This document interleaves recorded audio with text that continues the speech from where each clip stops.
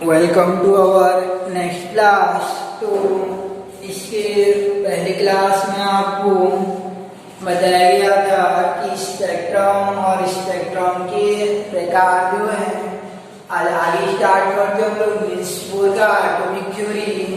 Niels Bohr का परमाणु model जो है और नील्स बोर का परमाणु मॉडल को अध्ययन करने के पूर्व जो है हमको स्टडी करना पड़ता है कि मैक्स प्लैंक का क्वांटम सिद्धांत। तो पहले देखते हैं मैक्स प्लैंक का क्वांटम सिद्धांत जो है।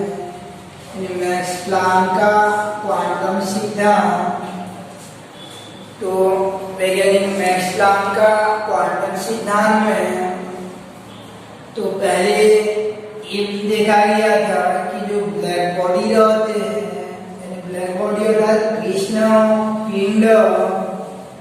पिंड में काला वस्तु जो रहता है आपका, कृष्ण पिंड जो रहते हैं, तो यानी ब्लैक बॉडी कृष्ण पिंड जिन्हें कहा जाता है, जो ऊर्जा को पूरा अपने में अवशोषित कर लेते हैं, अर्थात कोई भी प्रकाश का उत्सर्जन नहीं करते हैं, तो उन्हें ब्लैक बॉडी कहा जाता है। तो संपूर्ण प्रकाश को अपने में अवशोषित कर लेते हैं, उनको ब्लैक बॉडी कहा जाता है, कृष्ण पिंड कहा जाता है। तो ये इनको प्रकाश स्रोत में रखेंगे कि ये संपूर्ण प्रकाश को अपने में एब्जॉर्ब कर लेते हैं, अवशोषित कर लेते हैं। और जब यहाँ से प्रकाश विकिरण के रूप में निकलता है, विकिरण के रूप में जब ऊर्जा निकल के जो अवशोषित हो गया ऊर्जा रहता है, वह जब निकलती है तो ये देखा गया वैज्ञानिकों द्वारा कि ब्लैक बॉडी यानी कृष्ण पिंड द्वारा ऊर्जा का अवशोषण या उत्सर्जन जो है लगातार नहीं होता है। लगातार ऐसे ये ऊर्जा का अवशोषण नहीं करता जाता है कि लगातार जो ऊर्जा का अवशोषण नहीं करता जाता है, यानी कंटिन्यू जो है एनर्जी का एमिटिंग और एब्जॉर्प्शन नहीं होता रहता है। लगातार ऊर्जा का न तो अवशोषण होता है न ही उत्सर्जन होता है।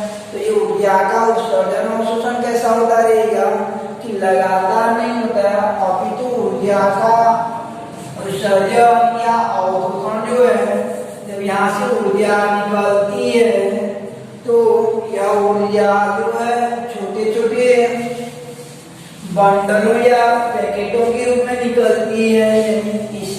ब्लैक बॉडी से जब ऊर्जा निकलती है तो ऐसे छोटे छोटे बंडल के रूप में बाहर निकलती है। तो यानी कृष्ण पिंड द्वारा ऊर्जा का अवशोषण या उत्सर्जन लगातार नहीं है, अभी तो छोटे छोटे बंडलों या पैकेटों के रूप में होता है। तो बाद में देखा गया कि अब केवल ब्लैक बॉडी नहीं है, अभी तो जितने भी पिंड रहते हैं, जितने भी वस्तु रहते हैं, उन सभी में होता है। तो सभी पिंडों में ऊर्जा का अवशोषण या उत्सर्जन जो लगातार नहीं है, अभी तो छोटे छोटे बंडलों के रूप में होता है। तो इन बंडलों को ये देखा गया कि पहले कृष्ण पिंड द्वारा ऐसा होता था, लेकिन मैक्स प्लैंक ने बताया कि अब केवल कृष्ण पिंड नहीं है, अभी तो सभी पिंडों में होता है। और उस आधार पर उन्होंने एक क्वांटम सिद्धांत दिया, मैक्स प्लैंक का क्वांटम, यानी क्वांटा का अर्थ होता है छोटा छोटा बंडल या पैकेट होता है।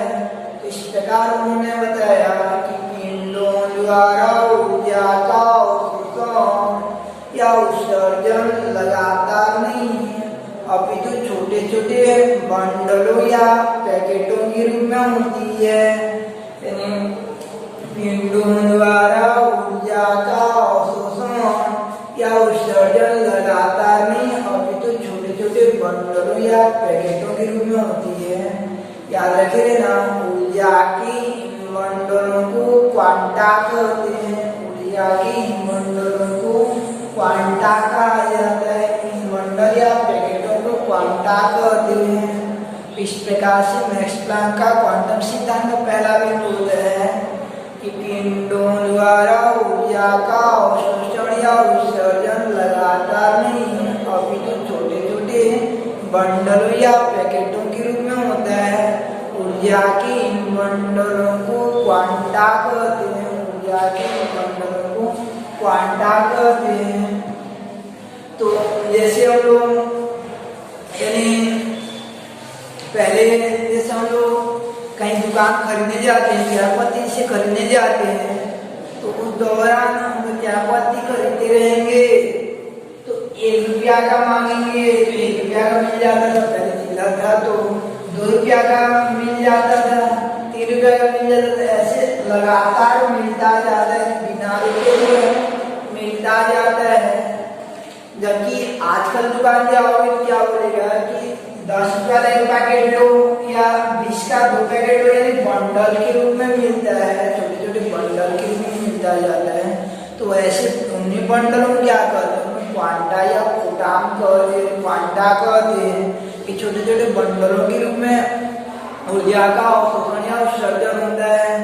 जैसे हम लोग यानी सीढ़ियाँ के द्वारा उतरेंगे एक एक कदम करके तो क्वांटा के रूप में उतरते जाते हैं, बंडल बंडल के रूप में। और डायरेक्ट वहां से फिसलेंगे तो वो सतत हो जाता है। तो ऐसा सतत ऊर्जा नहीं निकलता, अपितु तो छोटे छोटे बंडलों या क्वांटा के रूप में निकलता है। तो यानी छोटे छोटे बंडलों या क्वांटा के रूप में निकलता है। जैसे हम लोग खाना खाते हैं तो डायरेक्ट जो है यानी कंटिन्यू नहीं जाता रहता, सीधा जो है यानी पाइप के माध्यम से नहीं जाता रहता, बल्कि छोटे छोटे बंडल के रूप में जाता रहता है। उन्हीं बंडलों को क्या कहते हैं, क्वांटा या फोटान कहते हैं। कि पिंडों द्वारा ऊर्जा का अवशोषण या उत्सर्जन सतत नहीं अपितु छोटे छोटे बंडलों या पैकेटों के रूप में होता है। ऊर्जा के उन्हीं बंडलों को क्या कहते हैं, क्वांटा कहते हैं। और यदि ये ऊर्जा जो है प्रकाश के रूप में उत्सर्जित होता है, ऊर्जा जो है प्रकाश के रूप में उत्सर्जित होता है, तो याद रखिए ना, यदि ऊर्जा प्रकाश के रूप में हो तो ऊर्जा के उन मंडलों को फोटान कहते हैं। ऊर्जा के उन मंडलों को फोटान कहा जाता है। ऊर्जा के उन मंडलों को फोटान कहते हैं। तो इस प्रकार से नेक्स्ट प्लैंक ने क्या बताया कि पिंडों द्वारा ऊर्जा का अवशोषण या उत्सर्जन सतत नहीं वरन छोटे छोटे बंडलों या पैकेटों के रूप में होता है। ऊर्जा के इन बंडलों को क्वांटा कहते हैं। यदि ऊर्जा के रूप में प्रकाश हो तो ऊर्जा की इन बंडलों को फोटान कहते हैं। इस प्रकार से मैक्स प्लैंक का क्वांटम सिद्धांत का पहला बिंदु हो जाता है आपका। मैक्स प्लैंक के क्वांटम सिद्धांत का पहला बिंदु हो जाएगा कि पिंडों द्वारा ऊर्जा का अवशोषण या उत्सर्जन सतत नहीं वरन छोटे छोटे बंडलों या पैकेटों के रूप में होता है। ऊर्जा के इन बंडलों को क्वांटा कहते हैं। ऊर्जा के इन बंडलों को क्वांटा कहते हैं। यदि ऊर्जा प्रकाश के यानी यदि प्रकाश ऊर्जा के बंडल के रूप में प्रयुक्त हो तो इन बंडलों को फोटान कहते हैं। तो इन बंडलों को फोटान कहते हैं। इस प्रकार से ये मैक्स प्लैंक के क्वांटम सिद्धांत का पहला बिंदु हो जाता है कि पिंडों द्वारा ऊर्जा का अवशोषण या उत्सर्जन सतत नहीं वरन छोटे छोटे बंडलों या पैकेटों के रूप में होता है। ऊर्जा की इन बंडलों को क्वांटा कहते हैं। यदि ऊर्जा के बंडल के रूप में प्रकाश हो तो ऊर्जा की इन बंडलों को फोटान कहते हैं। जैसे खाना खाते रहेंगे तो सतत में अभी तो छोटे छोटे बंडल के रूप में होता है, तो उन बंडलों को हम लोग कहते हैं क्वांटा कहते हैं। और ऊर्जा के रूप में प्रकाश हो तो बंडल का नाम फोटान पड़ता है, यानी फोटान कहा जाता है। जैसे हम लोग पानी हमको कोई देगा तो ग्लास की सतह से ऐसे डालता जाएगा तो हो जाएगा, सतत हो जाएगा। जबकि जो पैकेट आता है, अगर पैकेट हमको देता जाएगा तो वो क्या हो जाएगा, आपका क्वांटा या फोटान हो जाता है। जैसे खाना खाते समय हमको लगातार पानी देता है, अगर ग्लास की सहायता से या जग की सहायता से देता है तो वो क्या हो जाएगा, आपका सतत हो जाता है। लेकिन छोटे छोटे बंडल के रूप में देता है तो उन बंडलों को क्वांटा या फोटान कहते हैं। तो ये पहला था आपका पहला बिंदु हो गया मैक्स प्लैंक का क्वांटम सिद्धांत का, कि छोटे छोटे बंडलों या पैकेटों के रूप में उत्सर्जित होता है, इन बंडलों को क्वांटा या फोटान कहते हैं। दूसरा कि यहाँ जो प्रत्येक बंडल होता है, इस बंडल में एक निश्चित ऊर्जा रहती है। एक बंडल में कुछ निश्चित ऊर्जा रहती है। चाय पत्ती के पैकेट में 10 ग्राम या 30 ग्राम रहेगा, यानी पानी पहुँच के पैकेट में जैसे लेंगे तो ये 100 ml या 50 ml जो भी पानी रहेगा वो सब रहेगा उतना पानी। तो ऐसे ऊर्जा के बंडल में एक निश्चित ऊर्जा रहती है, प्रत्येक बंडल में एक निश्चित ऊर्जा रहती है जो किसके समानुपाती होता है, उसकी आवृत्ति के समानुपाती होता है। आवृत्ति के समानुपाती होता है, उसके आवृत्ति के समानुपाती होता है। आवृत्ति को न्यू से दर्शाते हैं, ये सिंबल न्यू से प्रदर्शित किया जाता है। आवृत्ति को न्यू से दर्शाते हैं, ग्रीक अक्षर है, इसको न्यू कहा जाता है। तो आगे पढ़ोगे आप जिसमें आवृत्ति तरंग के बारे में, तो उसकी आवृत्ति के समानुपाती होता है। जो ऊर्जा का बंडल है उसका कितना आवृत्ति रहता है उसके समानुपाती रहता है। इस प्रकार से समानुपाती चिन्ह को हटाते तो एक नियतांक लगता है जिसे कि एच न्यू कहा जाता है, जिसे कि एच न्यू कहते हैं, जिसे कि एच कहा जाता है। नियतांक को एच कहते हैं। जब भी समानुपाती चिन्ह को हटाते हैं, इस समानुपाती चिन्ह को हटाते हैं तो एक नियतांक लगता है और यहाँ पे नियतांक को एच कहा जाता है।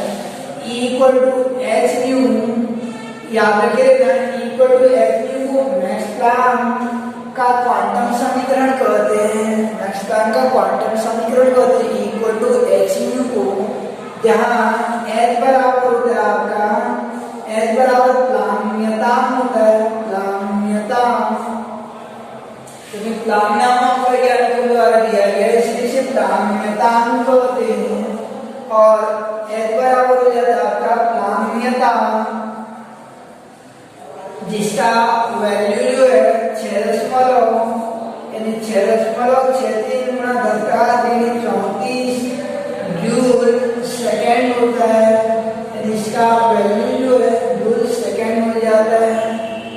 इस प्रकार से यानी प्रत्येक बंडल की ऊर्जा को एच न्यू के बराबर होता है। एच और न्यू को गुणा करेंगे तो एक बंडल में उतना ऊर्जा होती है, दूसरा बिंदु क्या हो जाता है, प्रत्येक बंडल की ऊर्जा, प्रत्येक बंडल की ऊर्जा अपने आवृत्ति के समानुपाती होती है।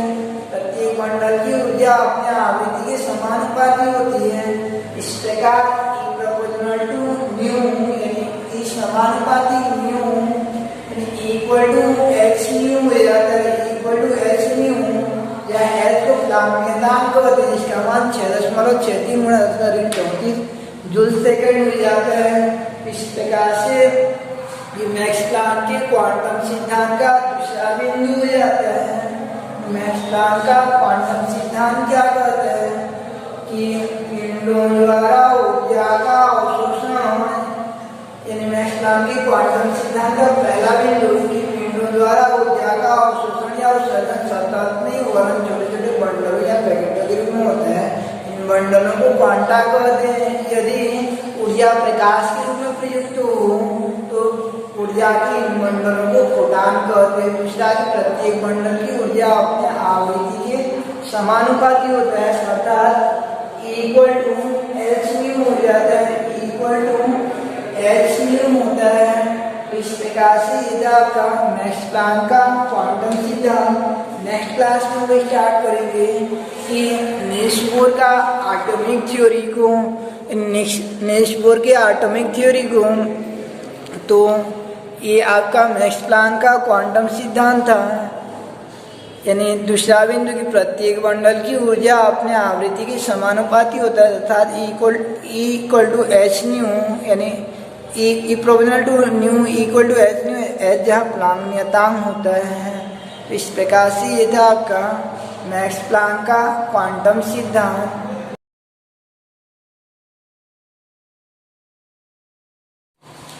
तो आज ही देखते हम लोग कि नील्स बोर का एटॉमिक थ्योरी को, यानी मैक्स प्लैंक के क्वांटम सिद्धांत का उपयोग करते हुए रदरफोर्ड के परमाणु मॉडल में कमियां रह गई थी, इस कमियों का निराकरण करते हुए आगे नील्स बोर द्वारा एक परमाणु मॉडल प्रस्तुत की गई, जिसे कि नील्स बोर का परमाणु मॉडल कहते हैं, जिसे कि नील्स बोर का परमाणु मॉडल कहते हैं। तो जो 5 बिंदुओं पर है, इनमें से पहला बिंदु देखते हम लोग कि नील्स बोर की एटॉमिक थ्योरी का, नील्स बोर का परमाणु मॉडल का, ये नील्स बोर के परमाणु मॉडल का एटॉमिक थ्योरी में पहला बिंदु कि परमाणु में नाभिक के चारों इलेक्ट्रॉन एक निश्चित वनवृत्तीय मार्ग में परिक्रमा करते हैं, इधर उधर नहीं होते, निश्चित उनके लिए मार्ग रहता है, वनवृत्तीय मार्ग रहता है। इसके पहले रदरफोर्ड ने केवल ये बताया कि नाभिक के चारों ओर परिक्रमा करते हैं, लेकिन कितना दूरी पर परिक्रमा करते हैं उनका इसी प्रकार का चर्चा जो उनके परमाणु मॉडल में नहीं हुआ था।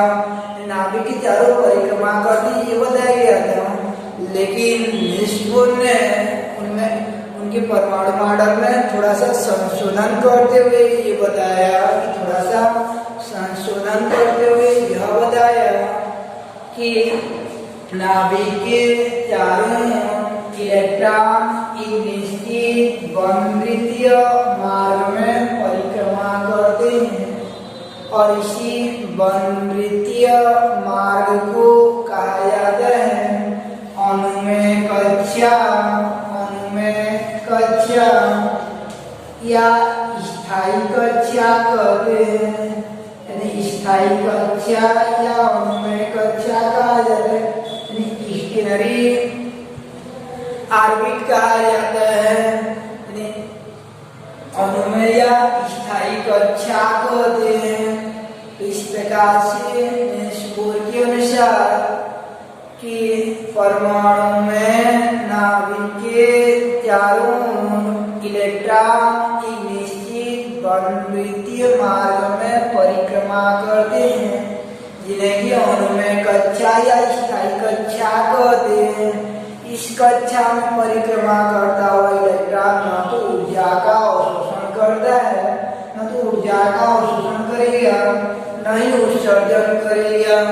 यदि यहाँ पे अपने आप जो है या न तो ऐसे आग रदरफोर्ड जैसे बताया थे उनके अनुसार आग नाभिक में गिर जाता था, लेकिन यहाँ पे एक निश्चित कक्षा बनता है और उस कक्षा पर परिक्रमा करेगा इलेक्ट्रॉन जो है नाभिक पर नहीं गिरेगा, न तो ऊर्जा का अवशोषण होता है न ही उत्सर्जन होता है। जैसे रेसिंग वाला प्रोग्राम होता है, दौड़ प्रतियोगिता होता है, सर्किल एक निश्चित सर्किल बना दिया गया रहता है, उसी में दौड़ते हैं। तो ऐसे ही निश्चित वनवृत्तीय कक्षा में परिक्रमा करते हैं। जैसे कुर्सी दौड़ में बच्चे दौड़ते रहते हैं कि यानी कुर्सी के चारों कुर्सी को नाभिक माना जाए तो बच्चे क्या हो जाएंगे, इलेक्ट्रॉन हो जाते हैं और एक निश्चित वनवृत्तीय कक्षा में परिक्रमा करते हैं और उसी निश्चित वनवृत्तीय कक्षा को कहा जाता है आपका अनुमेय कक्षा या स्थायी कक्षा कहते हैं। इस प्रकार पहला बिंदु हो जाएगा कि परमाणु में नाभिक के चारों इलेक्ट्रॉन एक निश्चित वृत्तीय कक्षा में परिक्रमा करते हैं, जिन्हें कि अनुमेय कक्षा या स्थायी कक्षा कहते हैं। इस कक्षा में परिक्रमा करता हुआ इलेक्ट्रॉन न तो ऊर्जा का अवशोषण करता है, न ही उत्सर्जन करता है। उसके बाद देखते हैं हम लोग दूसरा बिंदु कि अनुमेय कक्षा या स्थायी कक्षा यानी स्टेशनरी ऑर्बिट कहा जाता है। जिसे स्टेशनरी दुकान बोलते हैं, तो अपना निजी दुकान होता है, तो वहाँ पे ना तो हमको किराया देना पड़ता है, नहीं देना पड़ता है, तो वो स्थायी हो जाता है। जैसे हम दूसरे घर में रहेंगे और स्थायी टाइप का रहेगा, तो ऐसा अपना स्टेशनरी के रहेंगे तो वो स्थायी हो जाता है, तो वहाँ पे ऊर्जा का अवशोषण होगा, नहीं उत्सर्जन होता है। इसके दूसरा बिंदु में यहाँ पे क्या है ना, द्रव्यमान को वेग यानी m को द्रव्यमान कहते हैं और v को वेग कहा जाता है, और m गुणा v को संवेग कहते हैं।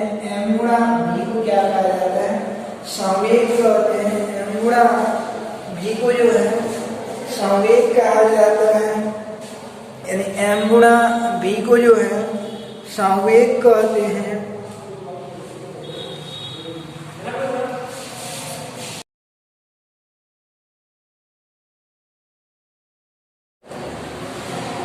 तो m को द्रव्यमान और m गुणा v को संवेग कहते हैं, और इसमें त्रिज्या का गुणा कर देते हैं, तो mvr को कोणीय संवेग कहा जाता है। कोणीय संवेग कहा जाता है, mvr को कोणीय संवेग कहते हैं।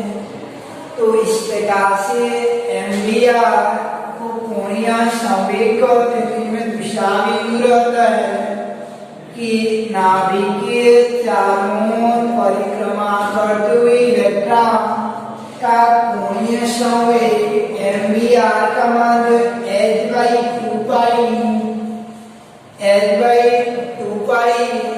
का पूर्णगुणक होता है। h/2π h का भाग नहीं था, उसमें 2π का भाग देंगे, जितना आएगा उसका पूर्णगुणक होता है। पूर्णगुणक में n गुणा होता है। अगर n बराबर 1 रहेगा तो नाभिक के चारों ओर पहला कक्षा में इलेक्ट्रॉन परिक्रमा करेगा। n बराबर 2 रहेगा, n बराबर 2 रहेगा तो नाभिक के चारों ओर दूसरा कक्षा में परिक्रमा करेगा। n बराबर 3 रहेगा तो तीसरा कक्षा में परिक्रमा करेगा। यानी जहाँ पर n बराबर क्या होता है आपका 1 2 3 4 क्रमशः होता जाता है। इस प्रकार दूसरा बिंदु क्या हो जाता है, निष्क्रिय के परमाणु मॉडल का कि जो एक निश्चित वृत्तीय कक्षा होता है तो उसका यानी कितना दूरी पर बनता है, कैसे पता चलता है, ये mvr का मान निकालते हैं। वो h/2π का कितना गुना होता है, अगर 1 गुना करेगा तो इलेक्ट्रॉन जो पहला कक्षा में परिक्रमा करेगा, 2 गुना रहेगा दूसरा कक्षा में परिक्रमा करता रहेगा। इस प्रकार से निष्क्रिय के परमाणु मॉडल का द्वितीय बिंदु क्या हो जाता है, निष्क्रिय के परमाणु मॉडल के द्वितीय बिंदु में कि नाभिक के चारों परिक्रमा करते हुए इलेक्ट्रॉन का कोणीय संवेग mvr का मान h/2π का पूर्णगुणक होता है। इस प्रकार दूसरा बिंदु हो जाएगा कि नाभिक के चारों परिक्रमा करते हुए इलेक्ट्रॉन का कोणीय संवेग, नाभिक के चारों परिक्रमा करते हुए इलेक्ट्रॉन का कोणीय संवेग mvr का मान h/2π का पूर्णगुणक होता है, जहाँ n बराबर क्रमशः 1 2 3 4 होता है। तो इस प्रकार दो बिंदु देखिए हम लोग, इनमें से पहला बिंदु था कि परमाणु में नाभिक के चारों इलेक्ट्रॉन एक निश्चित वृत्तीय मार्ग में परिक्रमा करते हैं, जिन्हें कि अनुमेय कक्षा या स्थायी कक्षा कहते हैं। इस अनुमेय कक्षा स्थायी कक्षा परिक्रमा करता है इलेक्ट्रॉन न तो ऊर्जा का अवशोषण करता नहीं उत्सर्जन करता है। और दूसरा था कि नाभिक के चारों ओर परिक्रमा करते हुए इलेक्ट्रॉन का कोणीय संवेग mvr का मान h/2π का गुणज होता है।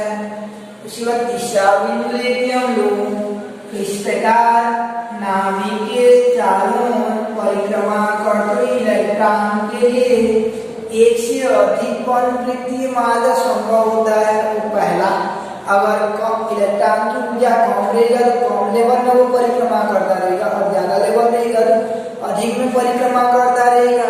जैसे हम लोग अपने नॉलेज के हिसाब से अलग अलग सब्जेक्ट का चयन करते हैं, यानी अपना क्षमता के अनुरूप जो अलग अलग क्लास का चयन संख्या का चयन कर ऐसे इलेक्ट्रॉन की ऊर्जा के आधार पर उनके लिए एक से अधिक वृत्तीय मार्ग संभव होती है।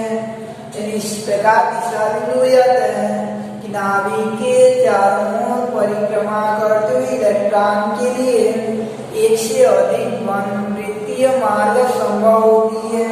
एक से अधिक वृत्तीय मार्ग संभव होती है जिन्हें की कक्षा कहते हैं, जिन्हें की कक्षा ऑर्बिट कहा जाता है। एक से अधिक वृत्तीय मार्ग संभव होता है जिन्हें क्या कहते हैं, कक्षा या कक्ष कहते हैं। उसी को ऑर्बिट कहते हैं, कक्ष या कक्षा या कोश कहते हैं। यानी सेल कहा जाता है या ऊर्जा स्तर कहते हैं या ऊर्जा स्तर कहते हैं। यानी एनर्जी लेवल कहा जाता है, एनर्जी लेवल कहते हैं। इस प्रकार से इनका क्या क्या नाम होता है, कक्षा, कक्ष, कोश या ऊर्जा स्तर कहते हैं जिन्हें की क्रमशः KLMN से प्रदर्शित करते हैं। KLMN से प्रदर्शित करते हैं, KLMN से प्रदर्शित करते हैं। तो तीसरा बिंदु क्या हो जाता है कि नाभिक के चारों ओर परिक्रमा करते हुए इलेक्ट्रॉन के लिए एक से अधिक वृत्तीय मार्ग संभव होती है जिन्हें की कक्षा, कक्ष या कक्षा, कक्षा या कक्ष या कोश या ऊर्जा स्तर कहते हैं जिन्हें की क्रमशः KLMN से प्रदर्शित करते हैं। यानी इन्हें क्रमशः KLMN से प्रदर्शित करते हैं। इस प्रकार से कक्षा शब्द का यानी अस्तित्व जो है निष्पो के परमाणु मॉडल से आता है। नाभिक के चारों कक्षा में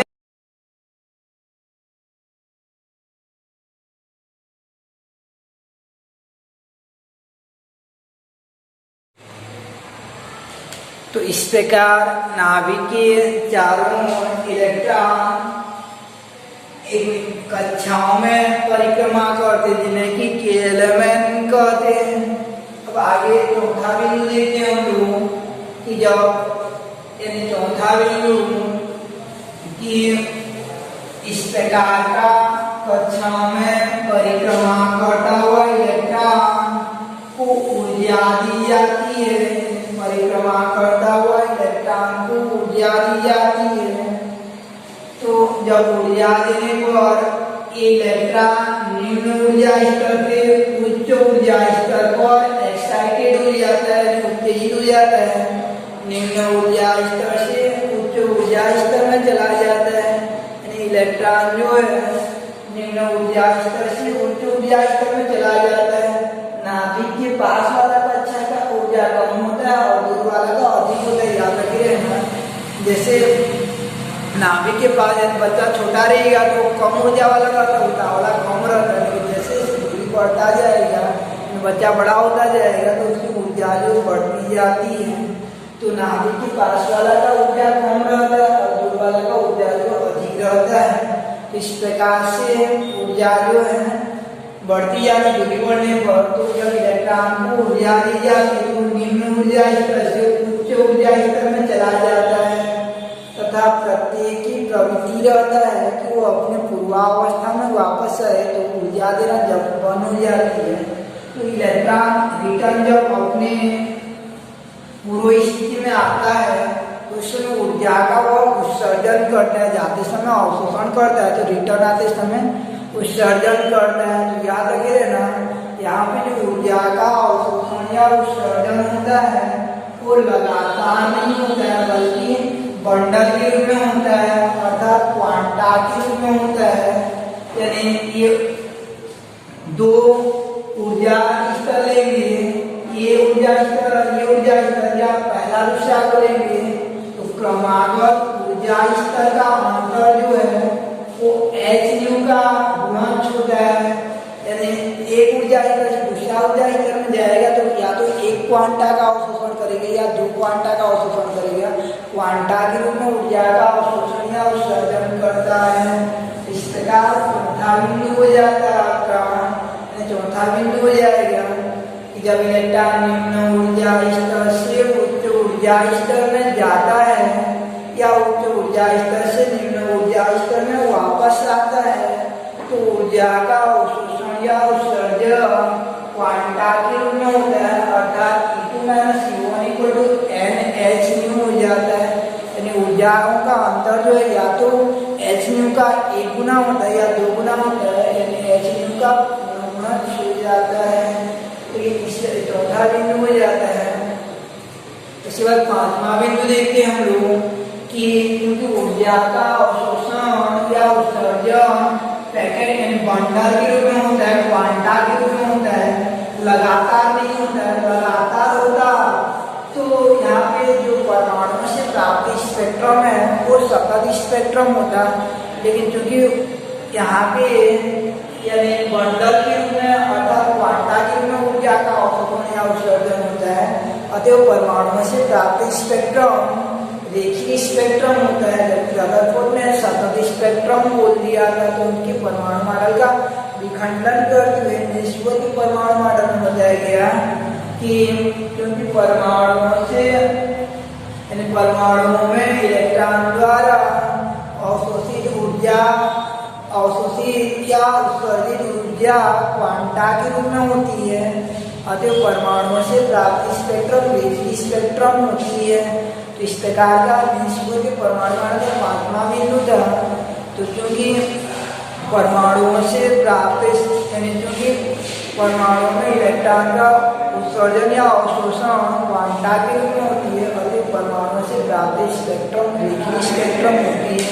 तो इस प्रकार आप देखिए हम लोग निल्स बोर का एटॉमिक थ्योरी जो है, निल्स बोर का परमाणु मॉडल, निल्स बोर का परमाणु मॉडल जो है कि पहला बिंदु नाभिक के चारों इलेक्ट्रॉन एक निश्चित वनवृत्तीय मार्ग में परिक्रमा करते हैं, जिन्हें कि स्थायी कक्षा या अनुमेय कक्षा कहते हैं। इस कक्षा में परिक्रमा करता हुआ इलेक्ट्रॉन न तो ऊर्जा का अवशोषण करता है नहीं उत्सर्जन करता है।